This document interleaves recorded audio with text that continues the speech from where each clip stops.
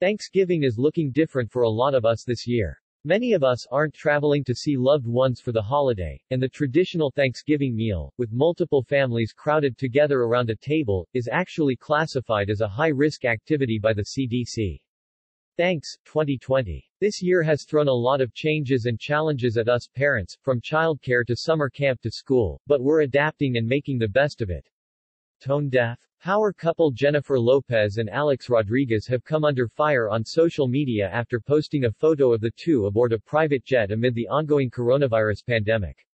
The duo reportedly took the exclusive flight back to Miami after the former NY Yankee co-hosted a holiday window and light show for Saks Fifth Avenue in NYC. Lady is definitely ready for #Thanksgiving. The former slugger captioned a photo of Lopez relaxing on a private jet. That said, if your usual Thanksgiving M.O. is just showing up at your parents' or your in-laws' house ready to mow down some turkey and stuffing, one of the biggest changes this year might be suddenly finding yourself responsible for cooking your first Thanksgiving turkey. The centerpiece of the meal. The big bird. Don't panic. Here's a step-by-step guide to roasting your very first Thanksgiving turkey without a hitch, and making sure your bird is delicious without making yourself go mad. Because it's 2020 and things are complicated enough. What you'll need: a turkey. We have so much to be grateful for and are excited to be heading home to spend time with family. Then the iconic baseball player asked the question, "What are your holiday plans?" And that's where it all went wrong for the pair. Let's see, stay home lol, can't visit family due to the pandemic, one user wrote. None. Naturally. More on how to choose a turkey below. A roasting pan. This can be a deep metal roasting pan, or one of those aluminum one-time use-only dealies you see in the supermarket. We canceled all of them. But you need to have a deep, wide roasting pan. Don't try doing this in a baking dish, a casserole dish, a skillet or, heaven forbid, a baking sheet. We're in the middle of a pandemic. And if you have a roasting pan rack for the turkey to sit on in the pan, that's definitely a plus. A good sharp knife, wrote another. Then fans started to get a little angry, alluding that the A-list stars were flaunting their money amid the economic fallout from the pandemic. People lost their jobs, a user commented. You're rich. Carving a big slippery hot turkey is much easier with the proper instrument. Trust me. Bonus points if you have a carving fork too. A baster. Even if you only use this once a year and the rest of the time it takes up space in your kitchen drawer, it's worth it for this purpose. Aluminium foil. Butter, salt, olive oil, pepper, flour, a couple onions and whatever herbs you like. Rosemary and thyme are nice. Fresh is best but dried is good too. A meat thermometer. We get it, blasted another. Lopez has had a rough week on social media. A lot of supermarket turkeys are sold with a built-in thermometer, that red plastic button that supposedly pops up out of the turkey breast when it's done. Pay no attention to that red pop-up button. It's a notorious little liar. Get a meat thermometer if you don't have one. After her performance on the American Music Awards last weekend, fans started to accuse the superstar of stealing Beyoncé's look. Jennifer Lopez always stealing a Beyoncé look. This time, the wet dog hair look from her Drunk in Love performance at the Grammys.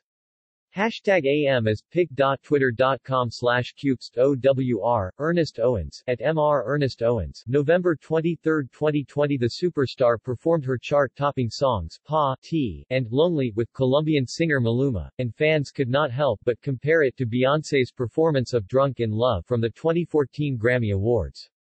Jennifer Lopez always stealing a Beyoncé look. This time, the wet dog hair look from her Drunk in Love performance at the Grammys. It doesn't have to be fancy, just buy one of those basic meat thermometers in the kitchen tools aisle with a pokey bit and a readout dial.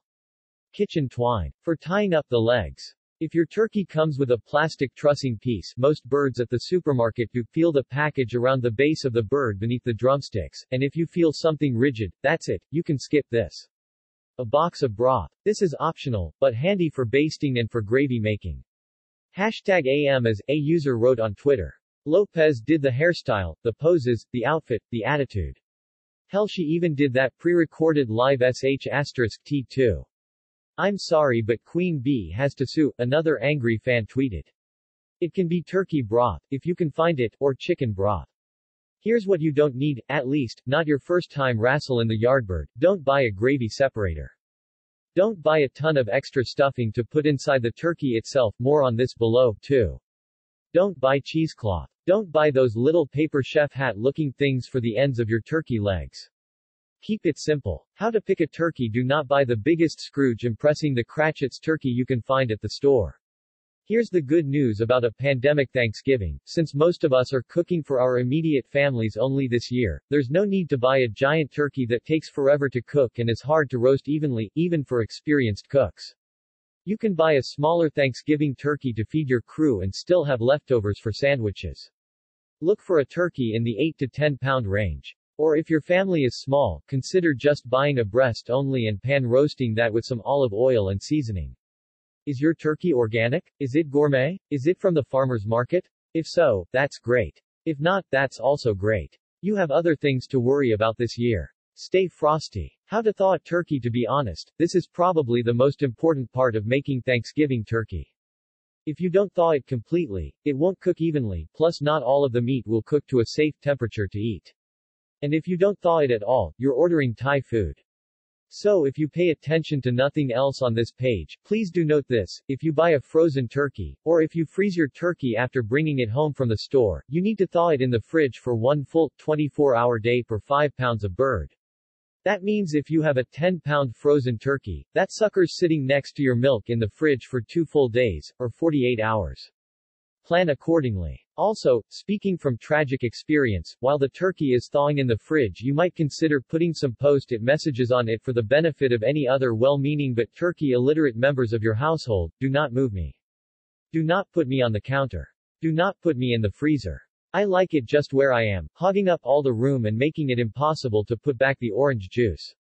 Leave me be until Thanksgiving morning. How to prep a turkey for roasting. A few things need to happen before you put the bird in the oven. You have to pull out the neck and gizzards, you have to season the bird, and you have to truss up the legs so they don't flop to the sides and cook slower than the breast. Here's how to prep your turkey for the oven, step by step. Let the turkey sit at room temperature for 30 minutes. Unwrap and pat dry with paper towels. Preheat the oven to 375 degrees. Remove the neck and gizzards. Here comes the gross part. Be strong. You've survived the 2020 election. You can get through this. Most supermarket turkeys have the neck and gizzards tucked inside the bird. To remove them, you need to reach inside the cavity, up toward the neck, and pull them out.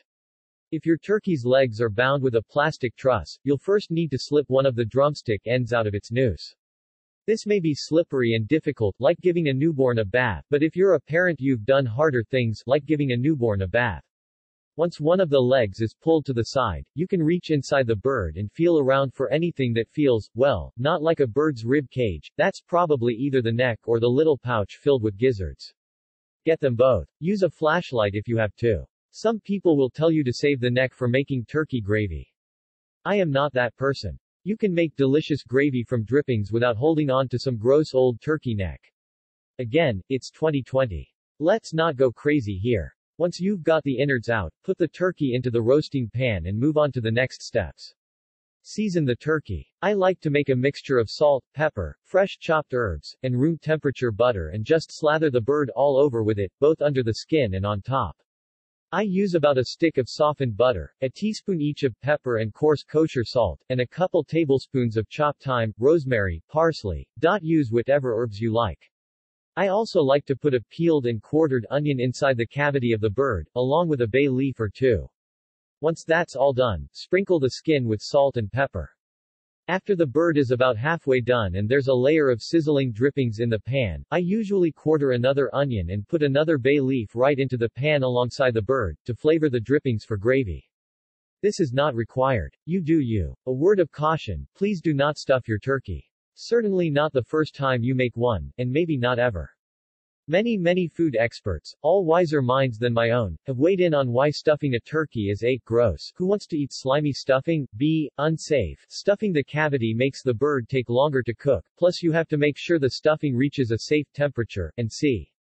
responsible for a lot of people thinking turkey is hard to roast, because cooking the stuffing to a safe temperature means keeping the bird in the oven until the breast meat is totally dried out. The solution: make the stuffing on the side and drizzle some gravy or broth over it. Truss the turkey legs. If your turkey came with a plastic truss, your job here is simple: fit the bony tip of the drumstick back through the noose, which will pull the legs back in toward the breast. If you don't have a plastic truss, or you threw it away without realizing it was important, or you cut through it in a panic to get the gizzards out, you can still tie the legs together with kitchen twine, making a figure 8 around the drumstick ends to pull them tightly together, then tying in a simple knot and trimming the ends of the twine. Tuck the wing tips under the body as well, to keep them from browning too early. Now your turkey is ready for the oven. How to roast a turkey. Cover the turkey with a loose tent of aluminum foil.